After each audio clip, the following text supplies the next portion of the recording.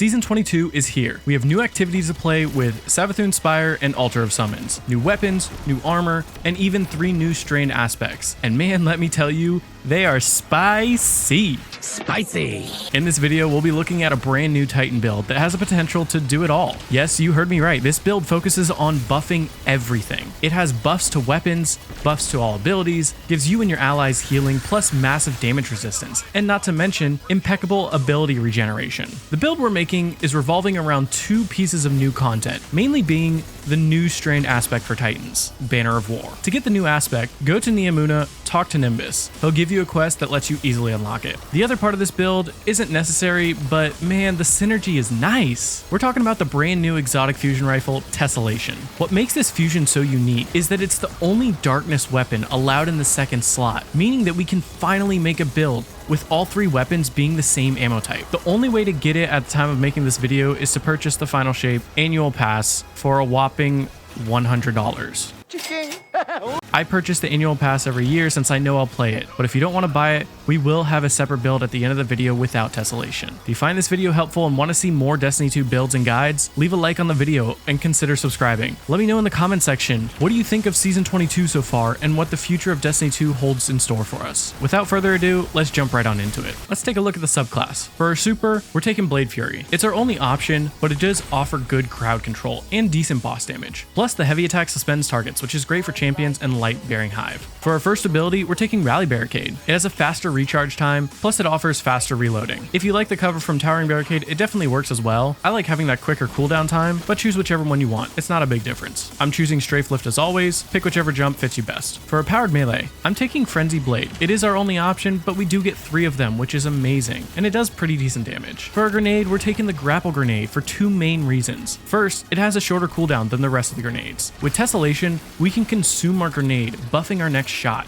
So we want to be able to eat our grenade as much as possible. And second, it counts as both a grenade and a powered melee when you trigger the melee at the end of the grapple. This is useful for our new aspect if you ever do run out of melee charges. For our aspects, of course, we're taking the new Banner of War. This makes it so when you defeat a target with a melee attack, finisher, or a sword, you raise a banner that pulses, healing yourself and nearby allies, and it increases melee and sword damage. Increasing the charge on your banner increases the speed at which these pulses are sent out. This is massive since now we have a way to heal ourselves with Strand, which already has massive damage resistance in Woven Mail, which leads me to my next aspect, Into the Fray. Into the Fray will offer us increased melee regeneration when we have Woven Mail, which pairs perfectly with Banner of War. It also allows us to give ourselves and nearby allies Woven Mail by destroying a tangle. I did think about using Flechette Storm for a ranged melee, and I will be looking at another build with that idea. However, for this build, we're focusing on an all-around consistent build that allows you to be strong and healthy in any content. Moving on to our fragments. For our first fragment, I'm taking Thread of Fury, making it so when we damage targets with a tangle, it grants melee energy. We want our melee up as much as possible so that we can take full advantage of Banner of War. We will be generating many tangles, so this will give us back a decent amount of melee energy. Next up, Thread of Generation. This makes it so that we generate grenade energy upon dealing damage. We do get our grenade back pretty quickly, but in the off chance you don't have any of your abilities, this offers you a way to have both your grenade and a powered melee very quickly. We're also taking Thread of Propagation, meaning our powered melee final blows grant unraveling rounds to our Strand weapons. This is amazing since all of our weapons will be Strand, we'll be spreading unraveling across the entire battlefield, and this will also offer us a way to do more damage in boss phases, assuming we can get a melee kill before the phase starts. And finally, we're taking Thread of Warding. Picking up an orb will give us Woven Mail. We can get Woven Mail from Into the Fray and destroying a tangle, but we want Woven Mail to have 100% uptime. That way we can have the maximum amount of survivability. Alright, let's talk about ways to improve the build. Our exotic of choice is the Heart of Inmost Light. I did think about Synthoceps as an option for the increased melee damage, and if you're going to be using a glaive instead, then I do recommend Synthoceps. However, with this build, we want our abilities back as much as possible. Grenades will help power up our fusion rifle, Tessellation, and powered melee final blows will give health regen and unraveling rounds. Heart of Inmost Light offers up to 5 seconds of 400 to 800% ability regeneration whenever we use our other abilities. Plus, we'll deal an extra 10 to 20% increased melee damage, which should, in theory, stack with Banner of War. Unfortunately, when we consume our grenade with Tessellation, it doesn't proc Hoyle's ability regeneration. Though, since we do get 3 melee charges, we can basically have a constant uptime for our grenade, which offers us the option to use our grapple at will. So let's take a look at the armor mods that can help this build out even more. First up for our stat mods. The number one is going going to be resilience again. Since we are Titans, that gives us extra damage resistance and a shorter cooldown for our barricade. The second option is going to be discipline. We are shooting for 100 since our grenade offers us more damage with our tessellation, and it gives us a powered melee option. We want that cooldown to be as low as possible. And with 100 discipline, we can get our grenade cooldown to a measly 41 seconds. After that, I'm taking a bit of strength and a bit of recovery. We do want a shorter cooldown for a melee, however, anything past 50 to 60 feels like diminishing returns. So I'd likely go for around 50 strength and focus the rest on recovery. For our helmet mods, I'm taking Harmonic Siphon, making it so that when we get rapid kills with strand weapons, we're going to create orbs. Again, all of our weapons are strand, so this is very easy to do. I'm also taking Heavy Ammo Finder and Special Ammo Finder. I want to use my Fusion Tessellation as much as possible, but I also want to have the option to use my heavy if I need to. In some of these new activities, there's many different bosses you have to take down, and having to use a little bit of heavy can be nice, as well as getting that extra special ammo. For our arms, I'm going to take Impact Induction, granting us 20% grenade energy upon dealing damage with a powered melee. This does have a 7-second cooldown, so you can't just spam all three and immediately get 60% back. I'm also going to pair this with Heavy Handed, making it so our powered melee final blows will generate orbs. This is great since both our melee and our grapple melee count. We just have more ways to generate even more orbs. I'm also taking Harmonic Loader, getting that extra reload speed for our strand weapons, and since all three of our weapons are strand, all three of them are going to benefit from this. For our chest, I'm taking 3 resistance mods. Because we are in the strand subclass, we can't take the harmonic since there aren't many enemies that do strand damage, so what I like to do is run Solar, Void, and Arc. That way I have a base 15% against all elements. This could change depending on what activity you're doing, but this is my baseline. Moving on to the legs, I like to take 2 strand weapon searches. This gives us a 17% increased damage to our weapons whenever we have armor charge. I also like to take Harmonic Scavenger. Now our strand weapons will get slightly more reserves and more ammo when picking up a brick. This can be replaced with another weapon surge to get that 22% increase in weapon damage. However, I like the more ammo, and with this season, scavenger mods have been discounted, meaning because it only costs 7 for all of these mods, we can still afford a mod that only costs 3 for our stat mods. Moving on to our mark, I am going to take Outreach, where when we use our barricade, it's giving us melee energy back. This helps with our rotation in case we do run out of grenades and our powered melee. We can pop our barricade to proc Hoil, which is going to give us increased regen time, as well as give us a little bit of a boost in our melee. I'm also going to pair this with Reaper. Whenever we use our barricade, our next weapon kill grants an orb. Since we are using Hoil, we do want to use any of our abilities whenever we can, so anytime now when we are using our barricade, our next kill is going to generate another orb, which can sometimes make orbs generate twice, this plus Harmonic Siphon. And finally, I'm taking Powerful Attraction, making it so when we do pop that barricade, we're now picking up any nearby orbs, granting us the armor charge that we need for our weapon surge. Let's take a look at the seasonal mods and what mods might be helpful with this build. I don't have all these mods yet, so I haven't been able to test them all. In theory, these will all help with this build. First up, in column 2, Diviner's Discount. Like I said, we are going to be taking a scavenger mod, and it does make that scavenger mod discounted down to 1, so we can afford a stat mod that only costs 3. For column 3, I'm going to take the one that has to deal with tangles. I don't know how to say that first word, but it's the one that deals with tangles, making it so that our strand weapon final blows have a chance to create tangles. Since in theory we will be spreading a lot of unravel, we already have an option to create tangles, but this just gives us another option in case we can't get a powered melee blow. For column 4,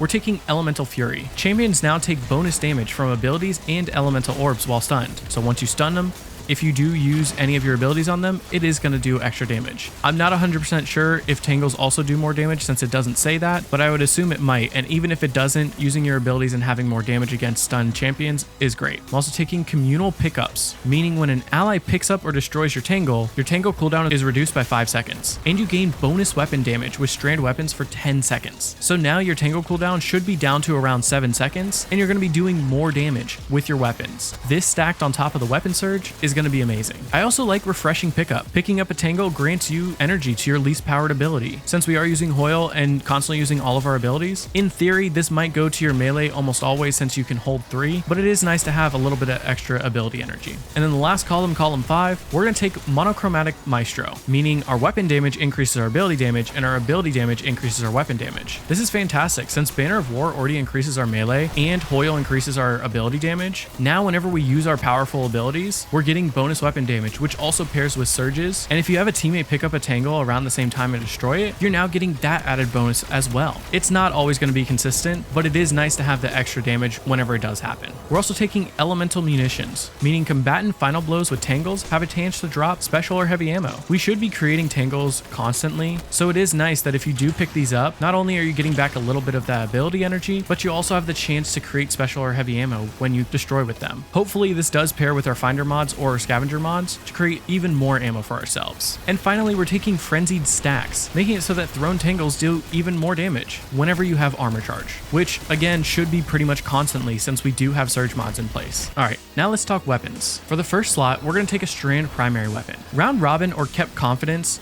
are both great options. That is, if you want to try out the new hand cannon buff. Other options that I do have great rolls with because they're crafted are Perpetualis and Different Times. Both are amazing since they can both roll with Golden Tricorn, meaning you can get a kill and then get a powered melee kill, which helps boost your Banner of War to gain an extra 50% damage increase, which will stack with our weapon surge mods and any other mods. This paired with Unraveling Rounds makes it so that any Strand weapon that you have is going to absolutely decimate. In our second slot, like I said, we're going to take Tessellation. We can consume our grenade so that Tessellation does one powerful shot. This can be great for tougher targets, or you can prep one of these for a boss phase. Use this and then switch to your heavy. Tessellation's overall feeling like a very good weapon, so if you do get the opportunity to try it out, I definitely recommend it. And in our third slot, of course, we're taking a heavy hitter for boss DPS. Since we do have Strand weapon surge, we do want to take advantage of that, meaning our third slot will also be Strand. And depending on the boss we have a few different options. There are two new weapons that are coming with this season that I haven't been able to test yet, but have massive potential, and that would be the Semiotician and the Cataphract GL3. The Semiotician's a high impact frame, so it does slightly less damage than something like the Hothead, but the only other Strand rocket is a precision frame,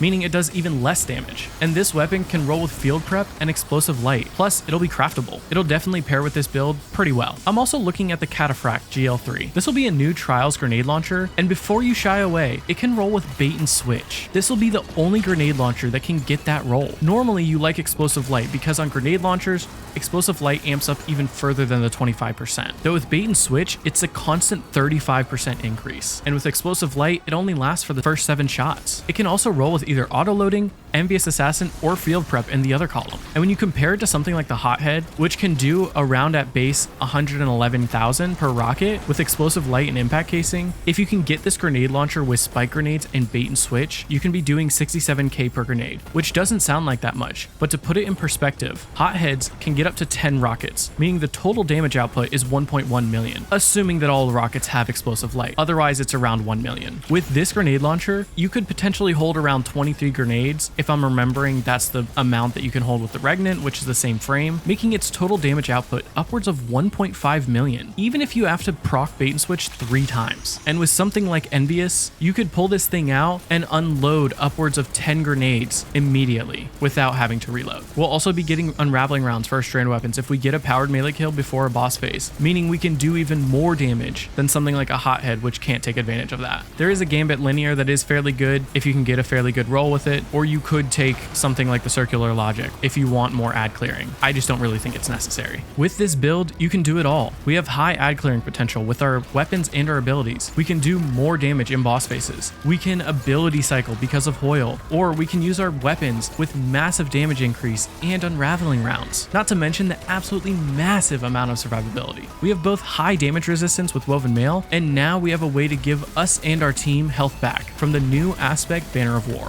Plus, we're leaning into the seasonal mods that generate more tangles that give us and our team Woven Mail and do more damage. I like the balance this build gives, allowing us to use whatever we want when we want. If you don't want to purchase the annual pass, here's another great option for this build. The only major differences are going to be using the Quicksilver Storm as a primary, since it already does massive amounts of damage. We're also going to be dropping that special ammo finder for hands-on to generate even more super energy. We basically just had special ammo finder for our Tessellation to do even more damage with our Tessellation and have more bullets for it. This is the build I'll be running for Strand Titan in Season 22. Let me know your thoughts of the build. What would you change or how would you improve it? That's it for me. Peace out.